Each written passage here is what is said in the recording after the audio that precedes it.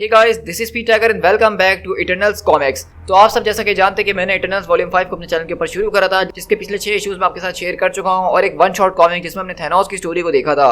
तो आज बेसिकली हमारी उसी सीरीज के अंदर हमारे पास इशू नंबर 7 आया है, जो कि पिछले हफ्ते रिलीज किया गया था। तो मैंने सोचा कि इसको भी मैं आपके साथ शेयर कर दूं। तो बेसिकली अब हमारे पास एक नया स्टोरी आर्क शुरू हुआ है, जिसके अंदर हम इटर्नल्स को देख रहे हैं कि अब वो जो है इटर्नल्स कम्युनिटी को छोड़ के डिविएंट्स कम्युनिटी के अंदर जा चुके हैं। क्योंकि लास्ट सीरीज के अंदर उनको इस बारे में पता चला था कि जब भी एक इटर्नल मर के दोबारा से रिजरेक्ट होता है तो उसको रिजरेक्ट करने के चक्कर में अर्थ के ऊपर से एक इंसान की जान को खींच लिया जाता है और उस जान को इटर्नल की बॉडी के अंदर डाल के उसको जिंदा किया जाता है। तो ये जब सच पता चला था इटर्नल्स को, तो वो इससे बहुत ही ज्यादा हर्ट हुए थे कि जब भी वो मरते हैं उसके चक्कर में एक इंसान को भी मरना पड़ता है।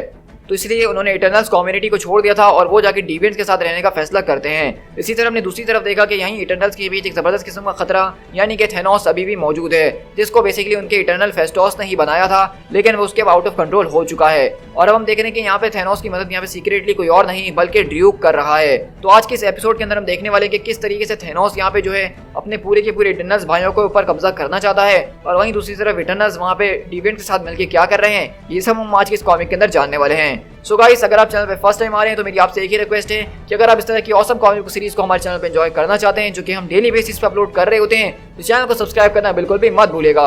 आपके सब्सक्राइब करने से मुझे मोटिवेशन मिलती है इस तरह की ऑसम वीडियोस बनाने के लिए। So guys, this is P tiger. चलिए बिना किसी और बात के इस वीडियो को स्टार्ट करते हैं।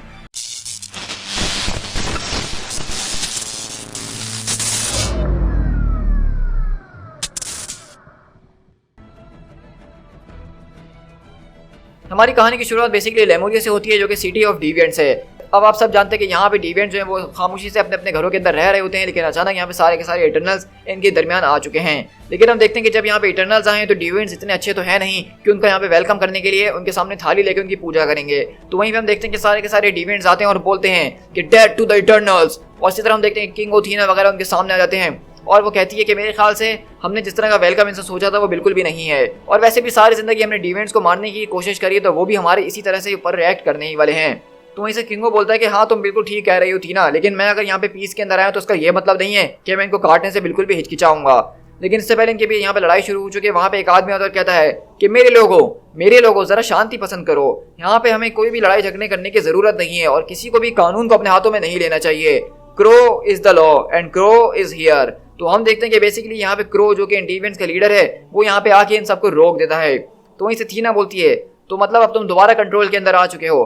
तो कहता है कि हाँ, वैसे भी लेमोरिया को इस वक्त कंट्रोल की बहुत ही ज्यादा जरूरत है, तो इस वक्त मैं ही इनको संभाल रहा हूँ। उसी तरह में अर्थ यहाँ पे बताती है कि इस वक्त थीना और क्रो के दरमियान काफी ज्यादा टेंशन और हिस्ट्री मौजूद है, इसके अंदर थोड़ी बहुत किसिंग भी इन्वॉल्व है, तुम समझ सकते हो ना। तो वहीं से किंगो बोलता है कि तुम्हारा थ्रोन तो काफी ज्यादा जबरदस्त है, तुम्हारा शुक्रिया, लेकिन ये काफी इंपॉर्टेंट होता है अपने लोगों को बार बार याद दिलाना कि राजा कौन है, और राजा का अपीयरेंस ही वो ऐसा होना चाहिए कि लोगों को लगना चाहिए कि वो राजा है।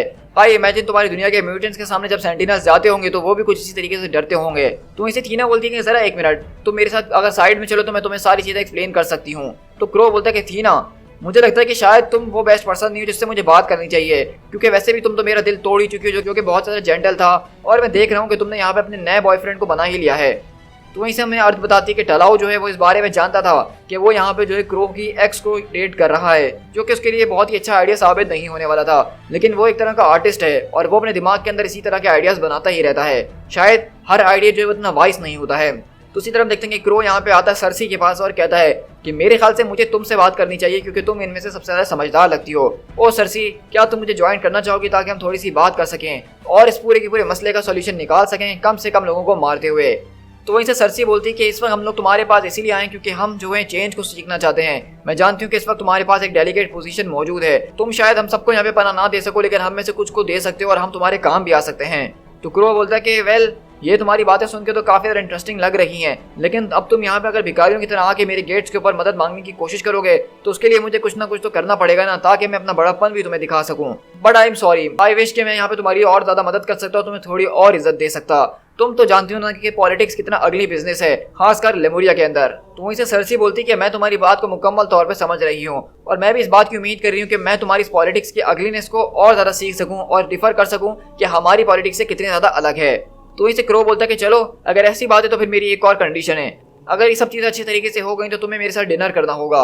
तो सरसी बोलती है कि मुझे नहीं लगता कि ये एक अच्छा आइडिया हो सकता है। तो क्रो बोलता है कि मेरे ख्याल से तुम्हें इस बात पे अग्री कर ही लेना चाहिए, ये इतना भी बुरा आइडिया नहीं है, चलो करते हैं ना।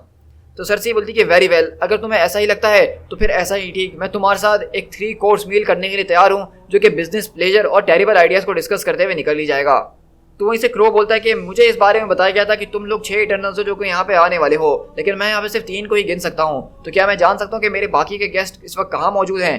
तो वहीं से सरसी बोलती है कि इकरिस, फेस्टोस और स्प्राइट वो लोग इस वक्त अपने अपने कामों के अंदर लगे हुए हैं और उनको यहाँ पे आने में बिल्कुल भी दिलचस्पी नहीं थी। और इसी तरह हम देखते हैं कि बेसिकली इकरिस कहीं और नहीं बल्कि टॉबी रॉबसन की कबर के ऊपर मौजूद होता है। अब दरअसल ये वो बच्चा है जिसके बारे में इकरिस को पहले ही पता चल गया था कि वो उसकी वजह से किसी न किसी तरीके से मरने वाला है, लेकिन इकरिस को ये नहीं पता था कि बेसिकली उसको रिवाइव करने के चक्कर में ही टॉबी रॉबसन की जो है वो जान ली जाएगी और इसलिए वो मरेगा। उसी तरह हम देख रहे हैं कि इकरिस यहाँ पे बहुत ही ज्यादा अफसोस में है और उसको अपनी जिंदगी के ऊपर शर्मिंदगी महसूस हो रही है। लेकिन वहीं से स्प्राइट आती है और कहती है कि ये बहुत ज्यादा हॉरिबल है इकरिस, लेकिन तुम जानते हो कि इसमें तुम कुछ नहीं कर सकते थे। तो इकरिस बोलता है कि मुझे इस बारे में वॉर्न किया गया था स्प्राइट। तो स्प्राइट बोलती है कि हाँ, तुम्हें वॉर्न किया गया था, वो भी सिर्फ एक विजन के जरिए, और तुम जानते हो कि ये सारे के सारे विजन्स बिल्कुल यूजलेस होते हैं जब तक हमें उसके बारे में सही तरीके से पता ना हो, और अगर तुम्हें कुछ पता भी होता तो तुम इन सब चीज़ों को कैसे बदल सकते थे। तो वहीं से फेस्टोस बोलता है कि इसके अंदर जितनी गलती तुम्हारी उतनी मेरी भी है, क्योंकि मैं भी इन सारी की सारी चीज़ों को जो हूँ मिटाने की कोशिश कर रहा था। मैं इस बात को समझ चुका था और इसलिए मैंने वो सब कुछ करा जो कि मुझे नहीं करना चाहिए था, लेकिन मैं उसके अंदर भी फेल हो गया। मैंने अपने ही लोगों को मारा और मैंने थेनोस को अनलीश कर दिया। मैं सिर्फ सब कुछ ठीक करने की कोशिश कर रहा था, लेकिन यहाँ मुझसे कुछ भी ठीक नहीं हुआ और मेरे पास इसके अलावा कोई और ऑप्शन भी मौजूद नहीं था। अब मैं अपनी जिंदगी का एक एक लम्हा जो सिर्फ इस काम के अंदर लगा दूंगा कि मुझे किस तरीके से थेनोस को यहाँ से बैनिश कर दें दोबारा से। और रही बात तुम्हारी, क्या तुमने सोचा कि तुम अब क्या करने वाले हो? और तुम, जैसा कि तुम्हारा नेचर है, मैं जानता हूँ कि तुम्हारे लिए इतना आसान नहीं होने वाला है कि तुम दोबारा से इस रियलिटी के अंदर जाके उड़ना शुरू कर दोगे, लेकिन मैं बस तुमसे यही कहना चाहूँगा कि इस वक्त तुम इसके बारे में ज़्यादा ना ही सोचो तो तुम्हारे लिए अच्छा है, no matter what the risk. तो वहीं से हम देखते हैं कि इकरिस यहाँ से जाते हुए बोलता है कि रिस्क तो सिर्फ एक ही चीज़ का है, हमें कभी भी इतनी जल्दबाजी नहीं करनी चाहिए थी कि हम इस तरह से लोगों का बलिदान देते रहें, ये बहुत ज़्यादा इररिस्पॉन्सिबल था। अब मुझे यहाँ से जाना होगा।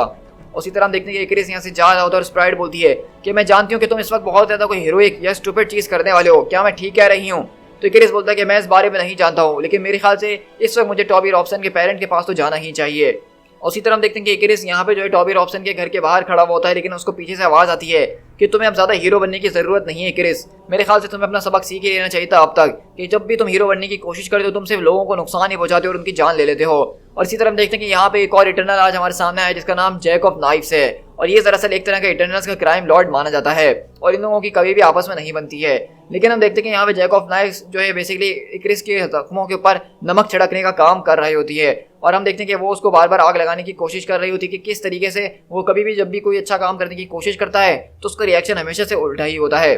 तो इसी तरह हम देखते हैं कि यहाँ पे इकरिस को उसके ऊपर काफी ज़्यादा गुस्सा आ रहा होता है और वो कहता है कि तुम इस वक्त मुझे इस बात के ऊपर आके मॉक कर रही हो कि मैं अपने आप को हीरो समझता हूँ और फिर इस तरह से मेरे चेहरे के ऊपर आके ये सारी की सारी बातें कह रही हो। क्या तुम्हें इस बात पे पूरा विश्वास है कि इस वक्त मैं तुम्हारे सर को तुम्हारे धड़ से अलग नहीं कर सकता हूँ? देखो, सबसे पहली बात, इसके लिए तुम्हें मुझे पकड़ना होगा। तुम तेज हो लेकिन मुझे तलाश करना वो तुम्हारे लिए बहुत ही मुश्किल होने वाला है, और सेकेंडली मुझे तुम जान से मार डालोगे। अभी अभी तुम्हें इस बारे में पता चला कि जब भी हम मरते हैं और दोबारा से पैदा होते हैं तो उसके बाद क्या होता है, और अभी तुम अपना सबक नहीं सीखे हो मारने मुरने से। तो वैसे इकरिस बोलता है कि तुम्हारे लिए तो ये सारी की सारी चीज़ें मैटर भी नहीं करती हैं, तो तुम आखिरकार मेरे पास यहाँ पे आके क्या मुझे बताना चाह रही हो? तो वहीं से वो जैक ऑफ नाइफ्स बोलता है कि देखो, सबसे आसान बात यह है कि मैं तुम्हें बस यही बता देना चाहता हूँ कि ह्यूमन डेथ्स हमारे लिए कोई नज़र नहीं रखती हैं। ह्यूमंस तो पैदा ही मरने के लिए हुए हैं, कि पिछले 1000 साल पहले चले जाए तो वहाँ पे सिर्फ कुछ बिलियंस ही हुआ करते थे, लेकिन अब देखो इस सब के बावजूद वो बिलियंस के अंदर बढ़ चुके हैं। हमारे एक आध ह्यूमंस को मारने से कोई फर्क नहीं पड़ता है, हम लोगों को इसी तरीके से बनाया गया है और हमें इसी तरीके से उसको फॉलो करना होगा। तुम इसको रोकने के लिए अब कुछ नहीं कर सकते हो।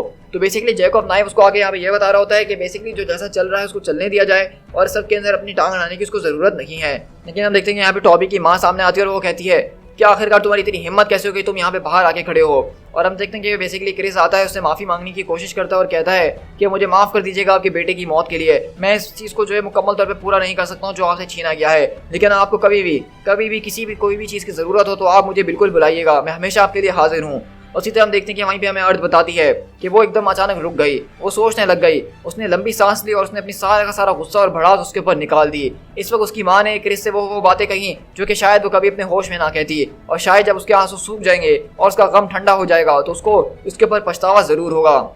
लेकिन ये वो सारे के सारे अल्फाज थे जो कि इकरिस ने बिल्कुल भी माइंड नहीं करे, और बल्कि वो उसके लिए अपने आप को काफ़ी ज़्यादा ग्रेटफुल समझ रहा था। इकरिस के लिए ये सारी की सारी बातों को भुलाना इतना आसान नहीं था। इकरिस अपने आप को इतनी आसानी से माफ़ नहीं कर सकता था क्योंकि ये चीज़ें बहुत ही ज़्यादा वर्स थी। डेथ इज इटर्नल, लेकिन उसकी शेम रॉबी टॉपसन के लिए वो उससे भी ज़्यादा इटर्नल है। और इसी तरह हम यहाँ से शिफ्ट होते हैं इन द डीप सब space tunnels of the machine. जहाँ पे आप देख सकते हैं कि थैनोस यहाँ पे मौजूद है, जो कि ड्र्यूक के साथ यहाँ पे बैठा हुआ है और कहता है तो आखिरकार मैं उससे आज़ाद हो चुका हूँ, लेकिन अभी तक मैं मुकम्मल तौर पे पूरा नहीं हुआ हूँ, तो अब हमें क्या करना चाहिए ड्र्यूक। तो मैं आपको बताना चलूँ कि बेसिकली फेस्टोस ने थैनोस की जब बॉडी को बनाया था तो उसके अंदर उसने एक फेल सेफ को डाला था जिसको इस्तेमाल करके उसको कभी भी मार सकता था, लेकिन दरअसल यहाँ पे ड्र्यूक ने फेस्टोस के दिमाग से वो पूरे के पूरे फेल सेफ प्रोग्राम को भुलवा दिया था और अब उसको वो मिटा नहीं सकता है। लेकिन अभी भी थैनोस जिस बॉडी के अंदर मौजूद है वो बॉडी बहुत ही ज़्यादा कमज़ोर है और उसको दोबारा से स्ट्रॉन्ग होने की ज़रूरत है। तो बेसिकली ड्र्यूक उसको यहाँ पे ये मशवरा देता है कि वो जो है एक तरह का इटर्नल है और वो चाहे तो इस मशीन के जरिए यानी कि अर्थ के जरिए अपने लिए एक नई बॉडी को बनवा सकता है जिस तरह इटर्नल्स बनवाते हैं, और वो अपनी सारी की सारी कॉन्शियसनेस को उस नई बॉडी के अंदर डाल के पावरफुल हो सकता है। तो वहीं से थैनोस बोलता है कि हाँ ये तुम्हारा आइडिया तो अच्छा है, तो बताओ क्या ये काम तुम कर सकते हो। तो वहीं से ड्र्यूक बोलता है कि देखिए मैं बहुत कुछ कर सकता हूँ, मैं बहुत ज़्यादा बड़ी बड़ी बातें कर सकता हूँ, मैं किसी की मेमोरी को डिलीट कर सकता हूँ और किसी की मेमोरी को डिलीटेड रख भी सकता हूँ। ये एक बहुत ही ज़्यादा ज़बरदस्त किस्म का टास्क है जो कि हम में से एक साइंटिफिक इटर्नली कर सकता है या फिर वो इटर्नल कर सकता है जिसके पास इस काम को देने की अथॉरिटी मौजूद हो, जो कि किसी को ऑर्डर दे सके, और वो शख्स सिर्फ एक ही होता है यानी कि प्राइम इटर्नल। तो मेरा सॉल्यूशन इस वक्त आपके लिए ये है कि अगर आप प्राइम इटर्नल बन जाते हैं तो आपके पास अथॉरिटी और सारी की सारी रिसोर्सेज मौजूद होंगी जिसके जरिए आप अपने आप की एक नई बॉडी बनवा सकते हैं या फिर सिंपली आप सारे के सारे इटर्नल्स को फोर्स कर सकते हैं ये आपका काम करने के लिए। तो थैनोस बोलता है कि वाह क्या आइडिया दिया है तुमने, तुम्हें वाकई में इस बात पे विश्वास है कि शेम ऑफ टाइटन को जो है यहाँ पे लोग प्राइम इटर्नल के लिए सिलेक्ट करेंगे। लेकिन वहीं से ड्र्यूक बताता है इटर्नल जो है वो पिछले कई सालों से जो है यूनिमाइंड को फॉर्म करते हैं जब भी उनको छोटे छोटे डिसीजंस लेने होते हैं या फिर किसी भी प्राइम इटर्नल का सिलेक्शन करना होता है। अब बहुत जल्द जो है दोबारा से एक और यूनिमाइंड बनाया जाने वाला है जहाँ पे ज़्यूरस को जो है लग रहा है कि उसको दोबारा से प्राइम इटर्नल बनाया जाएगा क्योंकि उसके सामने कोई भी सीरियस चैलेंजर मौजूद नहीं है और ये चीज़ उसको बहुत ज़्यादा वनरेबल रख देती है हमारे लिए। तो वहीं से थैनोस बोलता है कि तुम ये कहना चाहते हो कि मुझे ज़्यूरस के साथ इस पूरे के पूरे वोटिंग में पार्ट लेना चाहिए, लेकिन अब तक जो मैंने रिसेंट काम करे उसमें मैंने सिर्फ इटर्नल्स की जान ही ली है, तो तुम्हें आखिरकार ऐसा क्यों लगता है कि वो मुझे वोट करने वाला है, तो तुम्हें आखिरकार ऐसा क्यों लगता है कि ये लोग मुझे वोट करेंगे। तो वहीं से मैं अर्थ बताती कि इस वक्त ड्र्यूक के ज़बान के ऊपर जो अल्फाज थे अगर वो थैनोस से वो कह देता तो शायद थैनोस उसकी जान ले लेता, लेकिन जैसा कि तुम जानते हो कि ड्र्यूक एक सांप की तरह है, वो कभी सीधी बात करता ही नहीं है। उसी तरह वहीं पे बोलता है ड्र्यूक, माय लॉर्ड देखिए मैं कोई रोमांटिक नहीं हूँ किंगो की तरह और ना ही कोई डिलीजेंट हूँ सरसी की तरह, लेकिन जब भी मैं अपने फारिग वक्त के अंदर होता हूँ तो मैं अपने टाइम को बहुत ही अच्छे तरीके से इस्तेमाल करता हूँ और मेरे पास दुनिया भर के अंदर जितना भी टाइम मौजूद था मैंने उस सब का इस्तेमाल करते हुए एक ज़बरदस्त किस्म का चार्ट बनाया है। अगर आप मेरे डायग्राम को देखें जो कि डायग्राम ए के अंदर मौजूद है तो आप समझ सकते हैं कि मैं क्या कहने की कोशिश कर रहा हूँ। और इसी तरह हम देखते हैं कि ड्र्यूक यहाँ पे अपनी पूरी की पूरी रिसर्च शो करता है। अब ये दरअसल ड्र्यूक का इलेक्शन मैनिपुलेशन प्रपोजल है। इसके अंदर ड्र्यूक बताना चाह रहा है कि किस तरह से इटर्नल्स के जो अलग अलग ग्रुप्स रहते हैं इस वोटिंग के अंदर वो आएंगे और कितने % चांसेस हैं कि थैनोस को वोट मिल सकते हैं और कितने % चांसेस हैं कि ज़्यूरस को मिल सकते हैं। तो अगर आप चाहें तो इस पूरे के पूरे पैनल को पॉज करके यहाँ पे पढ़ सकते हैं, लेकिन इसके एंड में बेसिकली जो ड्र्यूक की एक थ्योरी है उसके मुताबिक ज़्यूरस को जो है 14 से 18 वोट्स मिल सकते हैं और थैनोस को 17 से 18 वोट्स मिल सकते हैं। तो ड्र्यूक बोलता है कि इन शॉर्ट अगर देखा जाए तो यहाँ पे आपके जीतने के थोड़े बहुत चांसेस मौजूद हैं, आपके पास एक चांस है कि आप जो एक प्राइम इटर्नल बन सकते हैं। तो इसलिए मैं आपका क्वेश्चन आपके पास दोबारा लौटाना चाहूँगा और आपसे पूछूंगा, तो बताइए कि अब हमें क्या करना है, क्या आप प्राइम इटर्नल बनना चाहते हैं या फिर आप वो करना चाहते हैं जो थैनोस चाहता है। तो इससे थैनोस बोलता है कि अच्छा अगर ऐसी बात है तो ये बताओ कि इन सब में तुम्हारा क्या फ़ायदा होने वाला है। ड्र्यूक बोलता है कि पिछले 1 मिलियन ईयर से मैं हमेशा से यहाँ पे चौथी रॉ के अंदर खड़ा होता हूँ, मैं अपने सामने अपने लीडर्स को आगे बढ़ता हुआ देखता हूँ जो कि कभी भी मेरे हिसाब से नहीं चलते हैं और मुझे इस चीज़ से बहुत ही ज़्यादा नफरत है। और ड्र्यूक बोलता है कि बेसिकली मैं हमेशा लोगों के ऑर्डर्स को फॉलो करते करते और उनकी बातों को मान के थक चुका हूँ। अब मैं एक ऐसे आदमी को फॉलो करना चाहता हूँ जिसकी सोच मेरी तरह हो ताकि उसको जब मैं फॉलो करूँ तो मुझे बिल्कुल भी बुरा ना लग रहा हो। लेकिन यहीं से हमें अर्थ बताती है कि तुम्हें जितनी ज़्यादा तमीज़ इस वक्त ड्र्यूक की बातों में नजर आ रही है उतनी ही ज़्यादा मक्कारी और झूठ उसकी बातों के अंदर फंसे हुए हैं जो कि इस वक्त थैनोस नहीं देख सकता है। वो एक बहुत ही बड़ा झूठ जो है थैनोस से छुपा रहा है। उसने थैनोस को सेल्फ डिस्ट्रक्ट करने वाली जो सारी की सारी मेमोरीज थी वो फेस्टोस के दिमाग से डिलीट कर दी, लेकिन असली सच ये है कि उसने उसके दिमाग से डिलीट तो कर दी लेकिन उसकी एक कॉपी उसने अपने पास संभाल के रखी हुई है। ड्र्यूक जब चाहे थैनोस को जान से मार सकता है जब उसकी मर्जी होगी। जब ड्र्यूक ने कहा कि वो बहुत ज़्यादा मेहनत करता है तो उसने सच कहा था, लेकिन सच ये है कि वो सिर्फ मेहनत अपने लिए करता है और किसी और के लिए नहीं। तो हम देख रहे हैं कि बेसिकली हमें यहाँ से ड्र्यूक की मक्कारी और चालाकी दिखाई जा रही है कि किस तरह से वो थैनोस को दगा करने के बारे में सोच रहा है। लेकिन इसी तरह हम देखते हैं कि यहाँ पे थैनोस और ड्र्यूक आपस में एक दूसरे का हाथ मिलाते हैं और वहीं से थैनोस बोलता है कि ठीक है अगर यही बात है तो हम दोनों के बीच में एक डील होती है और मैं तुम्हारे लिए वो लीडर बनूंगा जो कि हमेशा से एक इटर्नल लीडर बनने के काबिल था। और इसी तरह हम लोग यहाँ से शिफ्ट होते हैं द चैम्बर ऑफ यूनिमाइंड के अंदर, ओलंपिया के अंदर, जहाँ पे हम देख रहे हैं कि बेसिकली अभी रिचुअल शुरू की जाने वाली है, जहाँ पे ज़्यूरस का सिलेक्शन होने वाला है यूनी माइंड के लिए। और यहीं से वो एक आदमी आता है और कहता है कि इकरिस और बाकी के सारे हीरोज आज यहाँ पे नहीं आ रहे हैं, सरसी भी यहाँ पे मौजूद नहीं है। मेरे ख्याल से सरसी ने उन सबको इस बारे में बता दिया होगा ज़्यूरस, और यहाँ पे और भी बहुत ज़्यादा इटर्नल्स की कमी है। मेरे ख्याल से हमें इस पूरी की पूरी सेरेमनी को पोस्टपोन कर देना चाहिए। तो ज़्यूरस बोलता है कि नहीं, पोस्टपोन करने की कोई ज़रूरत नहीं है, क्योंकि पिछले 20,000 सालों से तो मैं ही प्राइम इटर्नल हूँ और अब आगे भी मैं ही होने वाला हूँ। और वैसे भी जब मैं एक बार प्राइम इटर्नल बन जाऊंगा तो मैं उन सारे के सारे इटर्नल्स के दिमाग से उस सारी की सारी नॉलेज को मिटा दूंगा जो कि उनको हासिल हुई है, स्पेशली सरसी ने जो कुछ भी उनको बताया है। तो इस तरह हम देख रहे हैं कि बेसिकली ज़्यूरस जो है उसने इस बात का फैसला करा है कि जब वो प्राइम इटर्नल बन जाएगा तो सारे के सारे इटर्नल्स के दिमाग से उस मेमोरी को भुला देगा, यानी कि जो सच उनको पता चला इस अर्थ के बारे में। तो ज़्यूरस बोलता है कि चलो अब फौरन से यूनी माइंड को बनाया जाए। तो वहीं से हम देखते हैं कि ड्रूक और थैनोस भी यहाँ पे पहुंचते हैं और थैनोस बोलता है कि मुझे एक्सप्लेन करो कि ये क्या हो रहा है। तो वहीं से ड्रू बोलता है कि हम लोग जो है मर्ज होते हैं, हमारी स्पिरिट जो है लव एंड यूनिटी के अंदर जुड़ती है, एक्सेट्रा एक्सेट्रा। हम लोग जो है हीलिंग के प्रोसेस में जाते हैं, यानी कि ब्ला ब्ला ब्ला। इन रियलिटी हम लोग जो है एक एस्ट्रल फॉर्म के ऊपर रेसलिंग कर रहे होते हैं जब तक हम एक एग्रीमेंट के ऊपर ना पहुंच जाएं। तुम्हें ज्यादा सोचने की जरूरत नहीं है, तुम्हें इसके अंदर ज्यादा मुश्किल नहीं होने वाली है, बस इसके अंदर शामिल हो जाओ और तुम समझ जाओगे क्या हो रहा है। और अगले बार हम देखते हैं कि यहाँ पे एक जबरदस्त किस्म का यूनी माइंड बनता है जिसके अंदर अब थैनोस भी घुस चुका है। और हम देखते हैं कि बेसिकली हमें यहाँ पे अर्थ बता रही होती है कि ज़्यूरस जो है यहाँ का सबसे पहला कैंडिडेट था और वो देख रहा था कि यहाँ पे बहुत ज़्यादा लोग मौजूद नहीं थे आज, लेकिन सब उसी की साइड पे दे रहे थे। इन रियलिटी यहाँ पे अगर देखा जाए तो कोई कंटेंडर था ही नहीं जो कि उसके सामने खड़ा हो सके। एक प्रॉमिसिंग फ्रीडम उसको नजर आ रही थी और आसानी से वो यहाँ का लीडर बन सकता था, लेकिन वहीं से हमें अर्थ बताती है लेकिन इस सबके बीच एक नई प्रेजेंस को हासिल किया गया। देखा जाने लगा कि एक ऐसा शख्स मौजूद है शायद जो कि यहाँ पे ज़्यूरस को कंटेंडर माना जा सकता है। वो एक ऐसा आदमी जो कि अपने आप को एक गॉड बुला रहा है, एक ऐसा आदमी जो कि वादा कर रहा है जो कि उनका नया गॉड बनेगा और उनको सक्सेस की तरफ लेकर जाएगा, एक ऐसा इंसान जो कि उनको सेट फ्री कर सकता है, उनसे कोई बात छुपाएगा नहीं, उनको सच बताएगा। ज़्यूरस ने रियलाइज करा कि यहाँ पे कुछ ना कुछ हो रहा है। कुछ लोग जो है यहाँ पे थैनोस को रिजेक्ट कर रहे हैं, लेकिन कुछ लोग यहाँ पे थैनोस की साइड देने की भी कोशिश कर रहे हैं।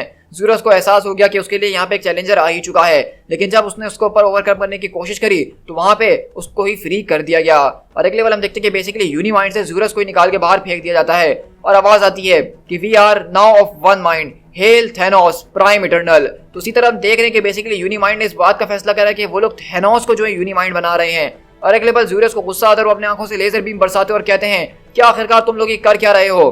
तो वहीं से थैनोस बोलता है क्या तुम ऑलरेडी इस बात को भूल चुके हो कि एक हफ्ते पहले ही मैंने तुम्हारी जान ली थी, लगता है कि मुझे तुम्हें दोबारा से याद दिलाना होगा। और अगले बार हम देखते हैं कि थैनोस यहाँ पे ज़्यूरस को आके जबरदस्त किस्म से पंचेस से मारना शुरू करता है और कहता है कि मैं इस वक्त तुम्हें मर्डर करने की कोशिश कर रहा हूँ डियर अंकल।